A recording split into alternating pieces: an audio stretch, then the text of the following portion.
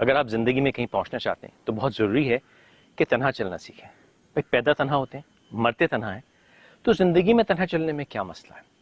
ہمیں معاشرہ, ہمارے گھر والے, رشتہ دار کیا سکھاتے ہیں؟ رشتے بناؤ, شادی کرو, پارٹنر ڈھونڈو.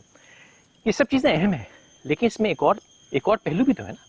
اگر غلط پارٹنر مل جائے, غلط ساتھی مل جائے, جو آپ کے ساتھ چلنا نہ چاہتا ہو, جس کی منزل فرق ہو, تو آپ کیا کریں گے؟ اگر غلط ساتھی آپ کے ساتھ ہو تو جینے کی تمنا ختم ہو جاتی ہے, منزلوں سے بھٹک جاتے ہیں, راستے چھوٹ جاتے ہیں, سب گڑبڑ ہو جاتی ہے. تو کوشش کریں کہ زندگی کے سفر تنہا گزار سکیں.